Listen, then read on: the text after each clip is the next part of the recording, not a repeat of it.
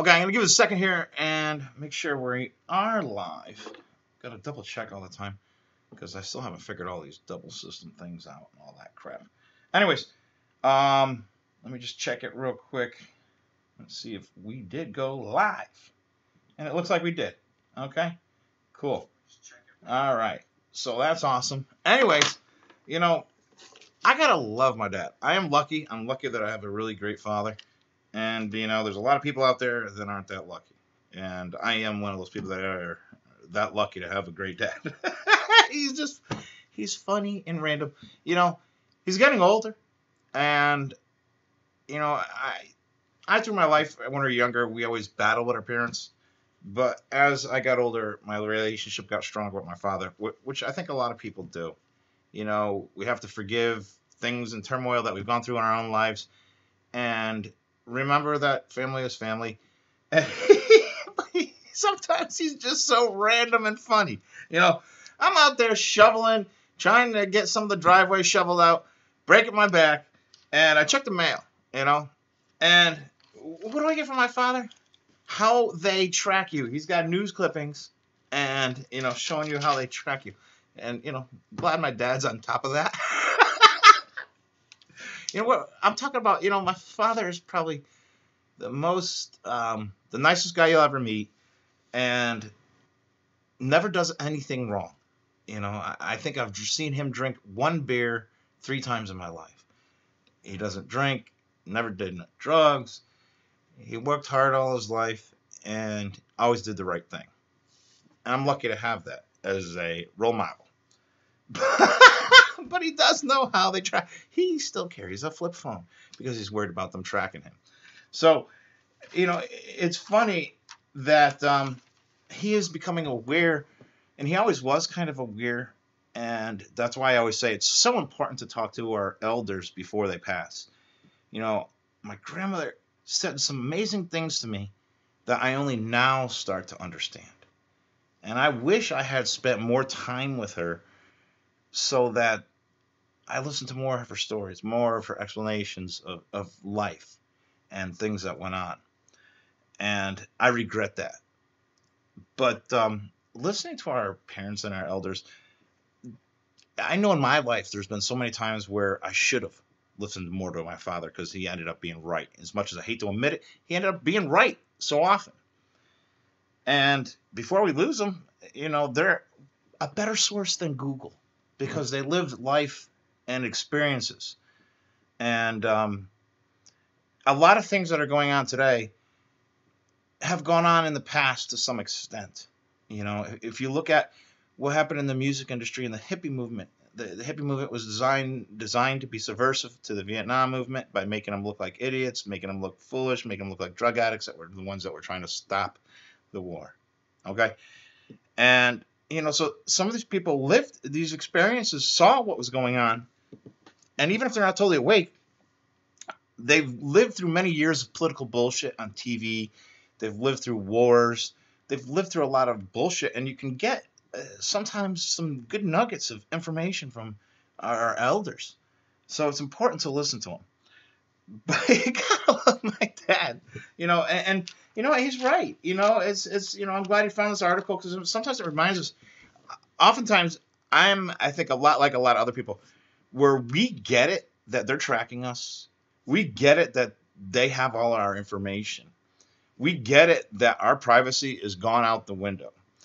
But we also are at a point, I think, well, you know, I know me personally, where you get like, who cares? Who cares? Who cares what they know? They already know everything. But yeah, we need to be reminded that they're doing these things so that it is on the table. The importance of them not doing these things is on the table. Our privacy is really important. And, you know, who's allowed to gather this information? Because a lot of times we look at it as like, all right, well, it's just a store. It's just a corporation gathering this information, you know? Just like what does it say here? We got browsing the internet, of course. We already know that. But, you know, to my father, this is, you know, older. When they get older, you know, we even know more of what they're doing than, you know, just the basic things. But the basic things, you know, when you're shopping online, you're browsing the internet. For instance, you know, we know that Amazon Walmart gets government grants, CIA grants, and all this stuff.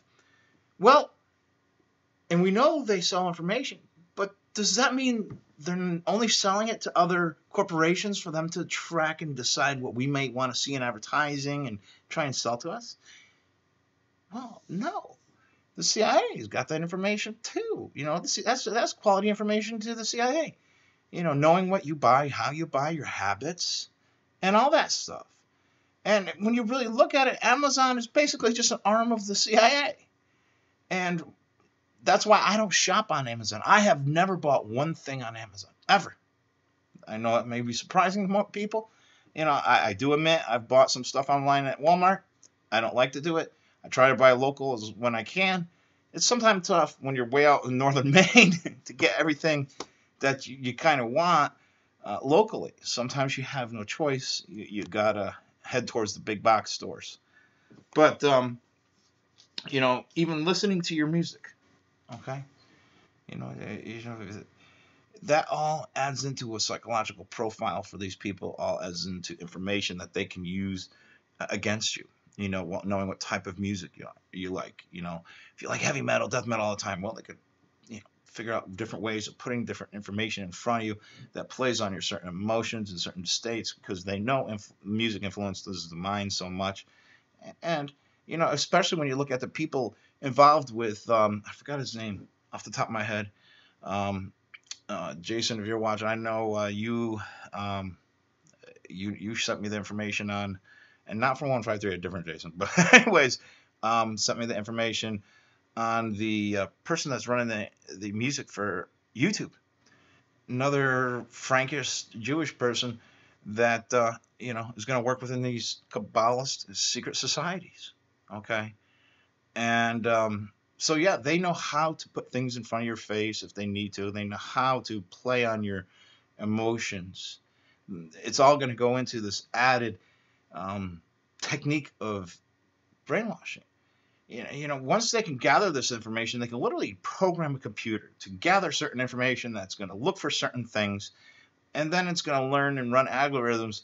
We're at the point with the Centennial, what they call it, the Centennial World Simulation, where these supercomputers can run so many programs at so many different algorithms at one time that it can literally, without even needing a social engineer or some CIA op to program it, learn how to start to reprogram somebody in an intended fashion just with a computer program, by it identifying these different things, by browsing the internet, shopping online, listening to music, watching TV, and then even with these smart homes,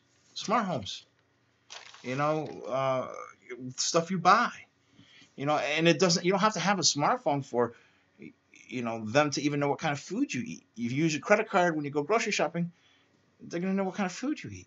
They're going to be able to tell what your habits are as far as your diet even, So, and I even got it. Oh man, he really I didn't realize he sent me all these other pages too. Yeah. What else we got in here? Researching your genealogy. So they even know that. So they're going to know your genealogy, know your family history, and match that up with other stuff, Know if you have you're going to have medical history problems, in theory, these algorithms are going to get so great that they're going to be able to put a profile and actually know when you're going to die. Okay, because I remember I dated this girl years and years ago. She was a what do you call it? Worked for the insurance company. She was an actuary, and it was her job to figure out how long people would live. And the insurance companies hire these people because then they know how to set rates, and because they got to make money. They don't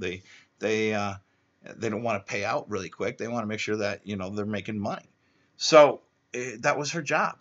And I asked her one day. I said, "Why don't you run the numbers on me so I know what?" She said, "No, because it was because it's a very impersonal thing for the actuaries to just run the numbers when they're looking at paper, but." Who wants to be somebody that tells somebody, "Oh wait, you're going to die in 3 years or 10 years"? No, that's a huge responsibility when it's very personal. When they're just looking at numbers, it's a different story. But those type of techniques that actuaries can use are going to be employed in computer algorithms.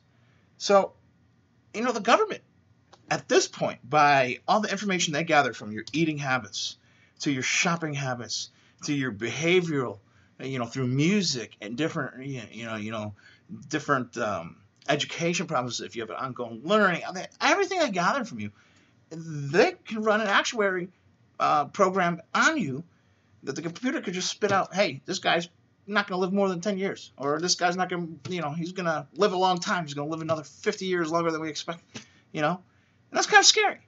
So that's something else we got to fight for. It's our privacy. The government knowing too much about us is scary to me. I don't think it's the government's business. They have screwed us on so much of the Constitution. Especially with Trump bringing in Mr. I killed the Second Amendment, Kavanaugh. What are we going to do? It's tough. But I do believe that our not Second Amendment, Fourth Amendment, rather. But anyways, our right for privacy, because it has to do with our privacy. So it is an invasion of our home and our privacy when they're going through our electronic devices, technology that's in our own homes. Because I do believe, even if I'm shopping at a store in virtual world, it's still here in my home that it's being done, that the process is being done, and that deserves a right to privacy. And so I have a problem when this information is being used the wrong way. And I know it is. We all know it is. That they're data collecting this stuff like crazy. But even here, it reminds me of so much stuff, and I'm glad my dad sent this to me because, visiting your doctor. Another thing. Their actuary algorithm would love to know that information. You go to the doctor, then next thing you know, you go to, Walgreens or Walmart or wherever you get your prescription, to the pharmacy, and they find out you're on medication for diabetes or, some kind of medication that treats cancer or something. Goes into adding stuff, that they can have to use against you in their database of knowledge, because knowledge is power, and they can use that to influence you via the technology. So that's also, what else I got? Shopping in the store, computer fix, and then what else do we have here? Yeah, and this is the one that scared me the most, is doing research at the library. Some libraries now, they, of course, they check you in.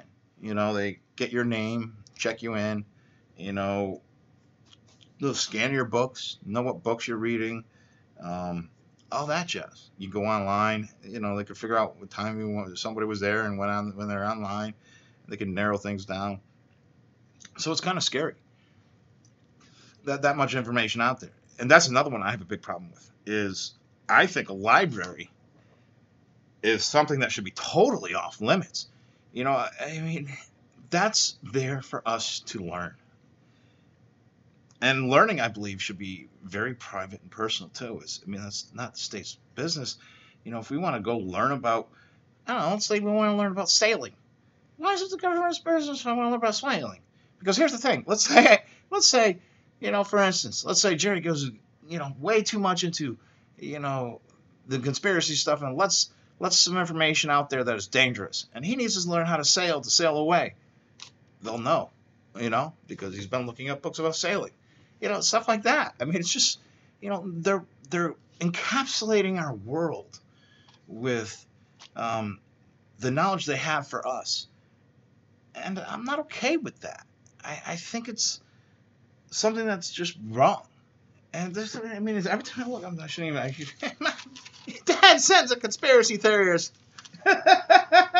How they track you articles. No, thanks, Dad. Yeah, glad you're supporting my conspiracies.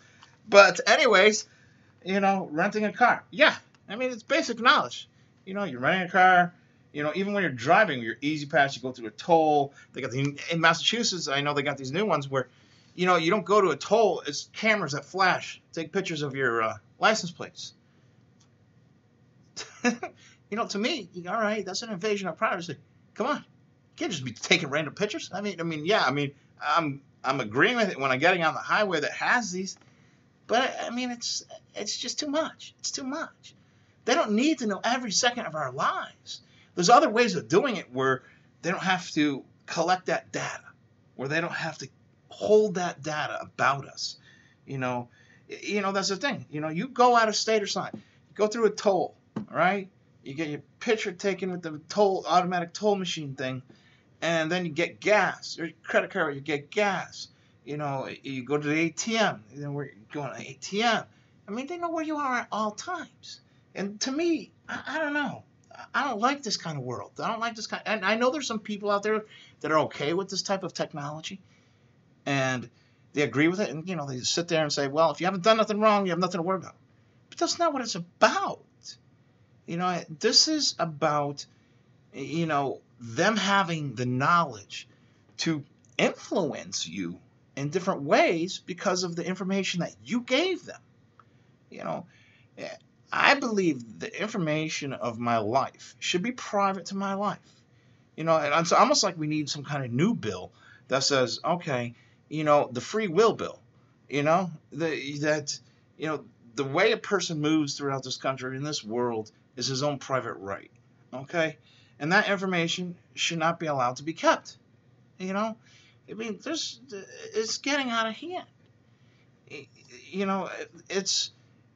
It's if this information wasn't stored, if this information wasn't used, it's maybe a different story. But we know that's not how these people work. We're talking about people that, CGI'd planes into buildings in New York City and blew them up. We're talking about people that planned it for years and years. People that, flew Flight 77 into the 7-story Pentagon on the 77th parallel. Okay, these people are crazy. These people are nuts. I call them the Tree of Death gangsters, and that's what they are. They're gangsters, and they're using all this information that we've handed over to them for bad reasons, for manipulation, because they're bad people. They're not going to use it to help people. You don't see them over in Yemen feeding people, digging water wells and helping them, grow, food and stuff. You see them over there bombing them, blowing them up, killing them, starving them. See pictures every day, more and more. Gaza getting bombed. They're not good people. And these are not people that should have your information. That you get warned about people stealing your information. Hi, Blizzy. Yeah. Stealing your private information and using it. That's the government. That's the government. The government has a problem with people stealing your information. The government has a problem with that because they don't like competition. That's what it comes down to. Just like drug dealers. Drug dealers, the only time they get arrested is if they're in competition with the government that's dealing the drugs or pushing the drugs. If they're helping them, they leave them alone. It's the world we live in. These people don't do good things. They go around faking shootings. They go around lying, cheating, stealing. It's a crazy world. So, what do you do? What do you do? We have to start standing up to these people somehow, in some way. Like the shot that was heard around the world, okay? And I know some out there that really have done their homework, understand it wasn't the way we were told. But anyways, to go off the way that we were told, the shot that was heard around the world, it takes somebody to step out of the line, to not be with the program, to step out of line and say enough's enough. Okay? Somebody's going to have to do something. I'm snowed in apparently right now, but if I figure out what to do, I'll do something. I don't have anything on top of my head right now. So, if anybody else does, do it. Do it. It's going to take somebody that's willing to risk it all to make a change in this world. It's going to. All right, Blizzy? Yeah. Anyways, that's about it. Even though they track everything, even though they look at everything, let's not make it so easy for them. Try and pay in cash when you can. you know, try and do things that doesn't make it so easy for them all the time, because the less information they have about you, the better. Night, night.